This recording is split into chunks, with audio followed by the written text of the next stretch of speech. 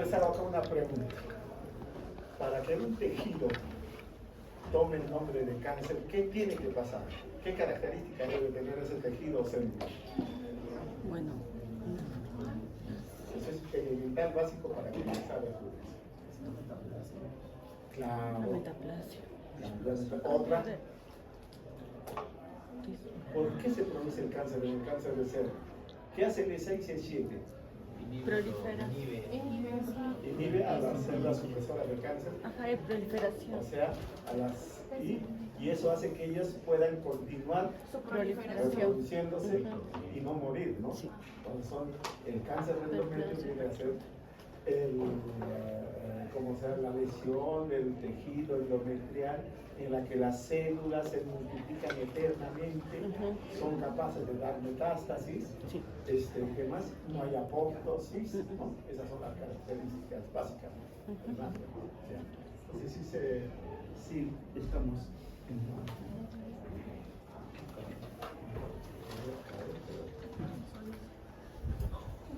Entonces, una primera definición, pues, ¿qué es el cáncer de endometrio? Una neoplasia glandular maligna que se origina en la capa interna del endometrio, ¿no? En el endometrio, acá no son los cuellos, el cuerpo uterino del endometrio, el cuerpo uterino.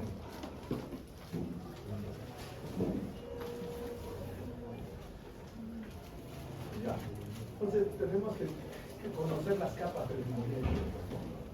El endometrio es la parte que recubre la parte interna del cuerpo uterino, ¿no? Tiene una capa funcional y una capa basal. La capa funcional es la que se desprende y podemos encontrar en este endometrio el epitelio donde se va a producir el cáncer, ¿no? Encontramos células glandulares, vasos sanguíneos, ¿no? Epidemiología. Lo más importante es la segunda causa de muerte, pero el promedio de edad en el que sucede el cáncer de endometrio es 60 años. Esta es una enfermedad más de mujeres, ¿cómo se llama? Postmenopáusicas, más de mujeres ya ancianas, ¿no? La edad promedio es 60 años. Vamos con la anatomía. Acá está la anatomía, el endometrio, otra vez capa funcional, capa basal, arteria espiral y glándulas. Los factores de riesgo. ¿Quién era el factor de riesgo del cáncer del endometrio? ¿Era la chica mala o la monja? La monja. ¿Por qué la monja? Porque era obesa. Obesa, nulípara, Ovario Viejita. viejita. hipertensa, todo eso. Recordándose esas dos figuras, ¿no? Y porque tienen terapia de reemplazo hormonal, menarca, temprana, síndrome de Lynch. Es un cáncer gástrico que se relaciona con el cáncer de endometrio. Factores protectores, anticonceptivos, multípara, DIU. ¿Cuál es la patogenia? Todo tiene su patogenia. La mujer menopáusica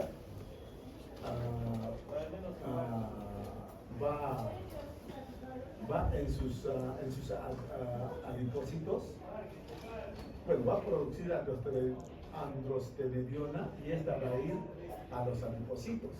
Se aromatiza. Por eso las gorditas tienen bastante estrógeno.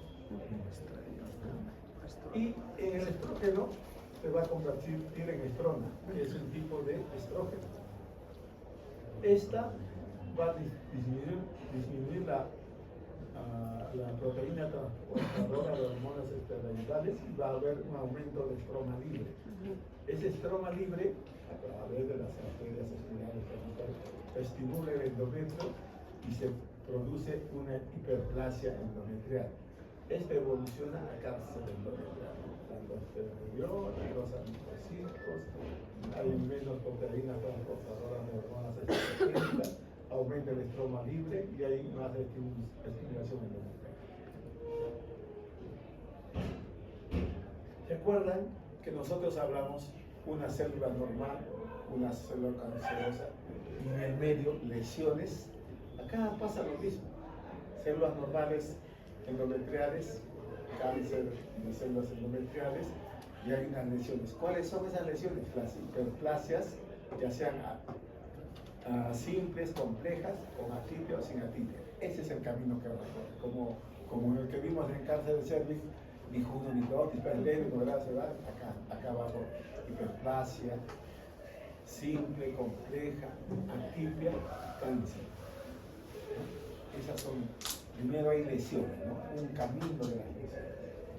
Pues acá dice hiperplasia endometrial, a veces el engrosamiento del endometrio con proliferación de las glándulas de tamaño informe irregular. Su causa generalmente estimulación estrogénica. Hay una atípica y una típica relación hormonal que no se ve en ya, la típica es la que mayormente progresa. Bueno, esto lo vamos a dejar acá, si no lo vamos a comprender. Hasta con esto van a entender. Entonces,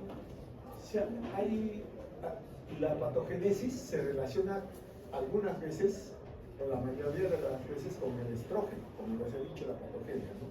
Y hay otras que no se relacionan con el estrógeno. Las que se relacionan con el estrógeno pasan por toda esa lesión que les he dicho. Hiperplasia, simple, compleja, atípica. Ese es el camino.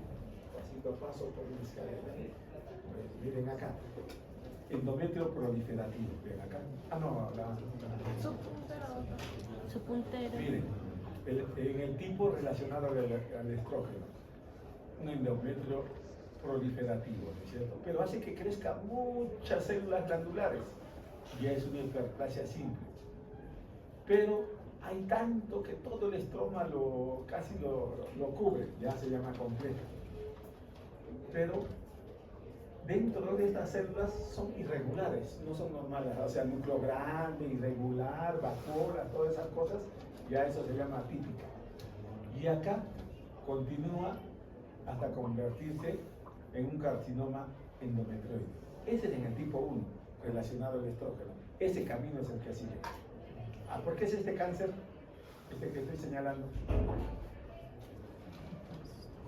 En la figura. ¿Por qué el infarto de cáncer? ¿Por qué? La lámina basal, mira cómo la invade. Y el tipo 2 no se relaciona con eso. Simplemente las células se tornan atípicas, ¿no? Y van también proliferando, ¿no? Y invaden también los tejidos adyacentes. Este es el tipo 2 no relacionado con eso. Ahora, siempre, esto no ven ustedes, ¿no? Entonces, cuando tú tienes la hiperplasia o el cáncer, ya formado con el tejido neoproliferativo, tú tienes que darle un grado, ¿no? ¿Cuánto está comprometido, ¿no? Si hay, ¿cuánto de sólido tiene? Por ejemplo, este de acá no es totalmente sólido, medianamente sólido y casi totalmente sólido. Se le dice, por ejemplo, cuando es 5% sólido, bien diferenciado. De 5 a 50%, moderadamente diferenciado y mayor de 50% indiferenciado, ¿no? Y este es el clásico tipo del tipo 2, el que no se relaciona al estrógeno. Generalmente es indiferenciado. Mientras más indiferenciado sea, más grave es. Bien diferenciado está bien todavía, pero si es indiferenciado está mal. Bueno, otra vez. La clasificación clásica de los cánceres del endometrio es tipo 1, tipo 2. Tipo 1, ¿con quién se relaciona? Con el estrógeno. Tipo 2, con las células atróficas, no se relaciona con el endometrio suficiente. Y aquí hay una tabla donde dan unas características. En el tipo 1, 55 a 65 años, el tipo 2 mayor, ¿no? El trasfondo clínico, obesidad, hipertensión, diabetes. Y acá, atrofia, quiere decir que esta es menopáusica, hábito delgado. Morfología, endometrioide, se parece a un endometrio, tiene la característica del endometrio irregular. En cambio acá, es seroso, de células claras, tumor mediano. Ya, ¿qué significa? La característica histológica es que es endometrioide. ¿Qué significa? Que es glandular.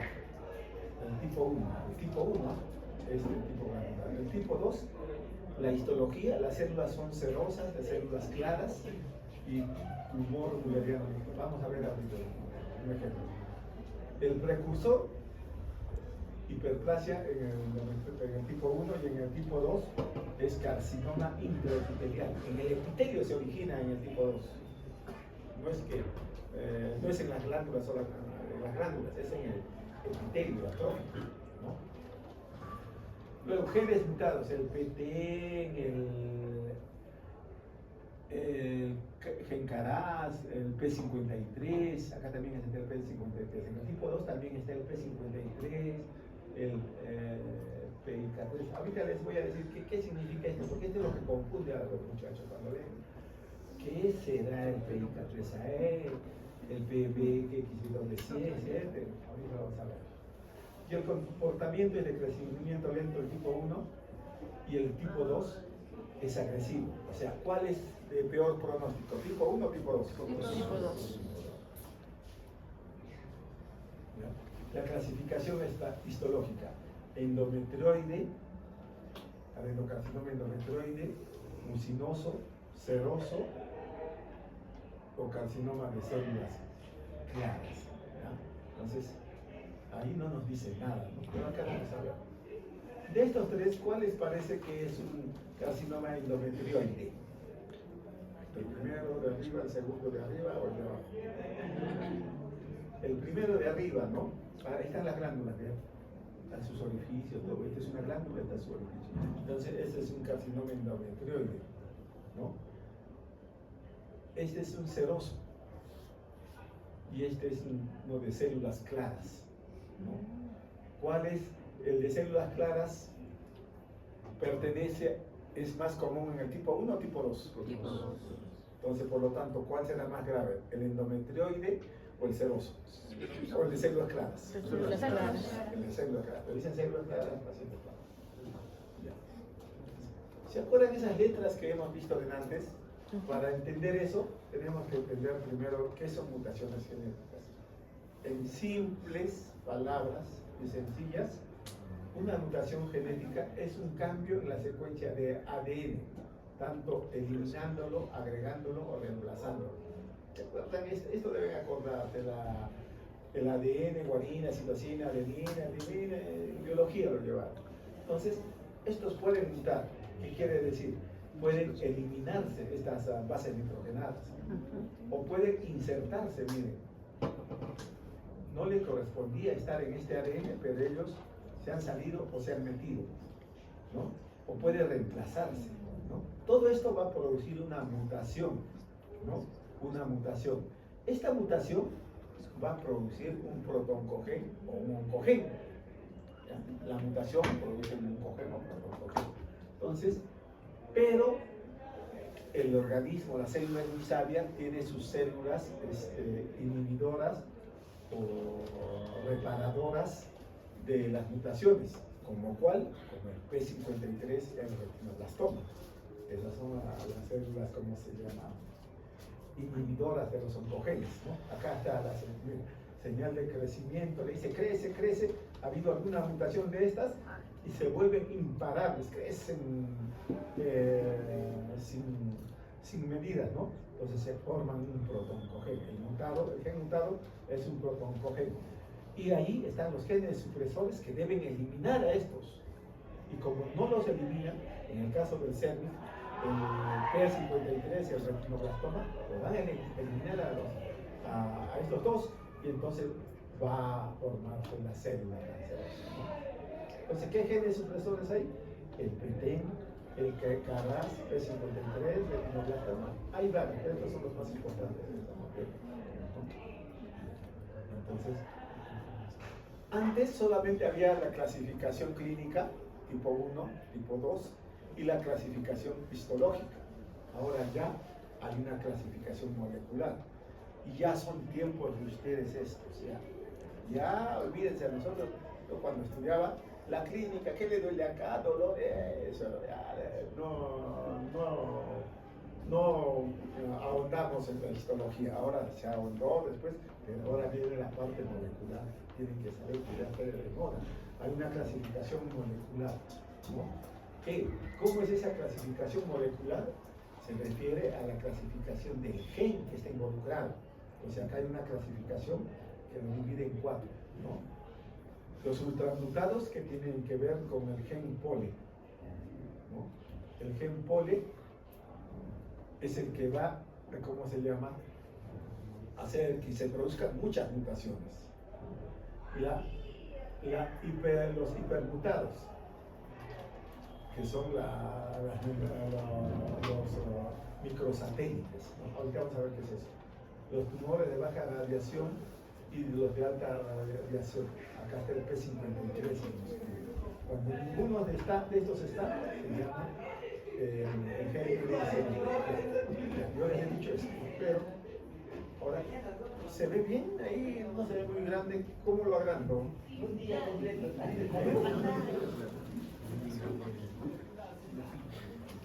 es por cultura general, porque tampoco no voy a ser muy abusivo de Un registrador de sección. voy atrás, ¿no? No quiero vender. Por el Quiero que técnico. parezca más. Ya, hay una jala, ¿no? Mire. Hay un gen que se llama gen pole. Este es el gen pole, ¿no? El gen pole ha mutado y hace que se prolifere digo, que haya mutaciones en muchos lugares del ADN. Y como hay mucha mutación, el cuerpo, las células, las defensas, los van a reconocer y los van a eliminar. Por eso es la mutación molecular menos maligna o más benigna de las 4 anteriores, ¿no? Miren, acá está. El ADN, y acá en diferentes sitios las bases nitrogenadas van a mutar, ¿no?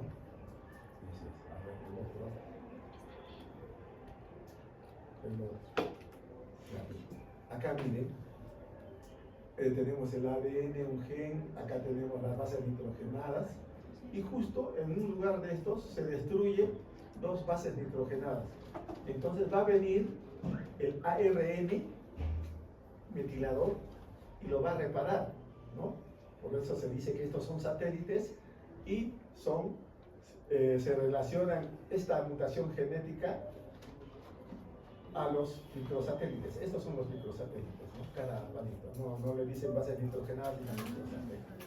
Entonces estos también son un poco más graves que el del pole. Luego viene el P53. Ya hemos visto el P53. El P53 va a eliminar estos oncogenes. Vean acá. Estos oncogenes, ¿no? Los va a eliminar. Pero no, cuando no está el oncogen P53, estos van a seguir y van a destruir a la célula. O no lo van a destruir, lo van a hacer que incesantemente siga multiplicándose y no muera, ¿no? Entonces,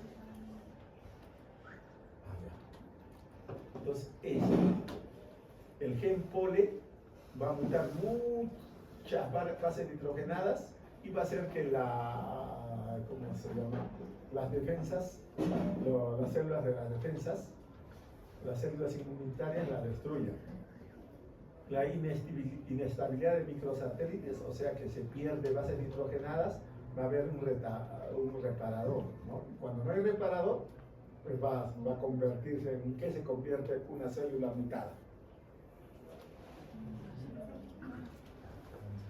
Recuerda, célula mutada, un oncogen. Ah, ya. Y como hay un oncogen, debe haber un gen reparador. Entonces se va a formar este oncogen o va a dar el mensaje. Pasa. El oncogen va a que se replique, que no muera.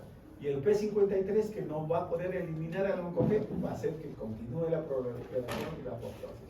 Pero esa es una manera sencilla, ¿no? Pero para comprender, para entender, para no estar en el aire cuando nos dicen estas palabritas, ¿no?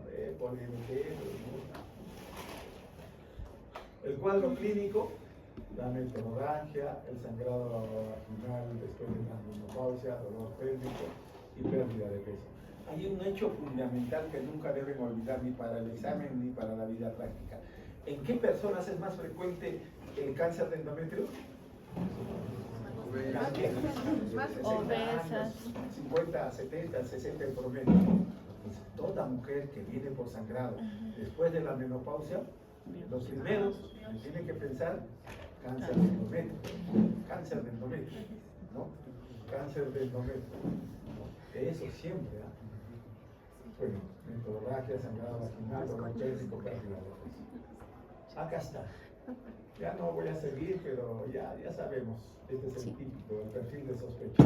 Mujer mayor de 50 o 60 años, o entre 50 y 70, privada, línea no irregular, hemorragias a repetición, hiperplasia simples, síndrome de Linso, cáncer de estómago, ¿no?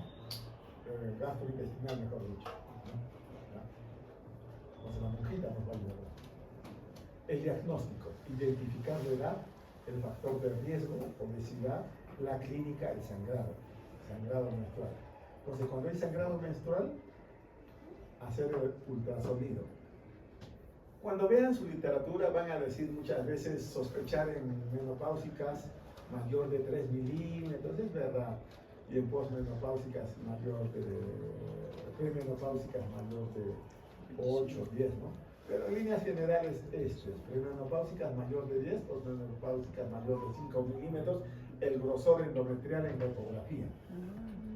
Acá hay un algoritmo, miren, acá habla de 3 milímetros el límite, ¿no? Esto es en teoría, en la práctica hablan de 5 milímetros casi siempre.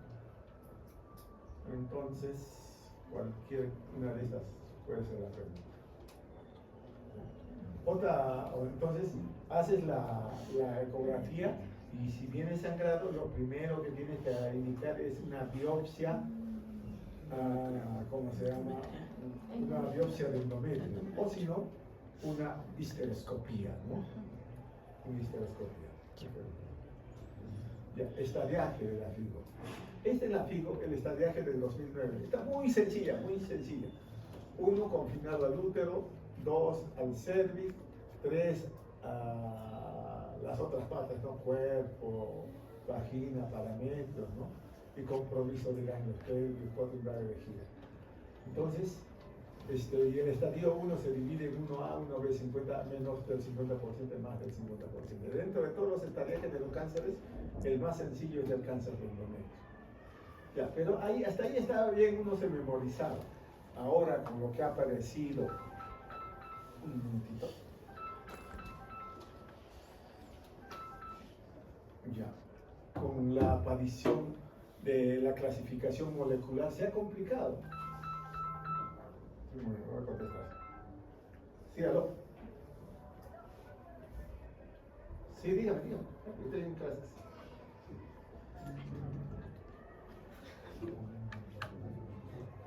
Dime rápido, estoy ocupado. Dime. Mañana ven si no, a las 4.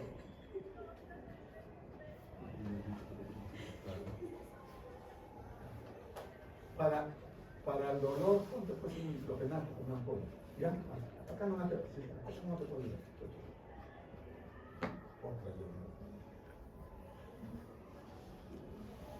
Sí, aló.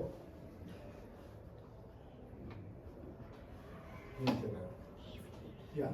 Entonces les iba diciendo, con esta clasificación molecular, un poco el estadiaje se ha complicado. En el año 2023 hice esta clasificación. Yo les voy a preguntar solamente de la clasificación del 2009, no voy a ser abusivo de preguntar del 2013, ¿no? Pero acá incorpora en la clasificación factores moleculares e histológicos para una mejor predicción. Por ejemplo, en el estadio 1, miren lo que dice: endometrio no agresivo, endometriosis de bajo grado, tienes que saber el grado, ¿no? ¿Cuánto? 50%, 5 a 50, mayor de 50. El tipo histológico tienes que saber, ¿no? Es endometrioide mucinoso, de células claras, ¿no? Se complica más. No vamos a complicarnos la vida, les voy a preguntar. Si les pregunto del 2009. Entonces, ahora, ya, las etapas 1, ¿qué se realiza? En la etapa 1, la paratomía estadificadora, se dice. En la etapa 2, la paratomía estadificadora y la terapia activante y braquiterapia. En la 3, resecable, cirugía. Si es resecable, cirugía y quimioterapia. Si no es resecable, quimioradioterapia. O sea, si se puede operar, hay de las que no se pueden. Y acá está en la 4, braquiterapia, ¿no? Acá está, miren, ¿no? Estadio 1 en el endometrio, 2 llega a ser 3 a, ¿cómo se llama? A las trompas, ¿no? A la serosa, y 4 afuera de la pelvis, a la vejiga, ¿no?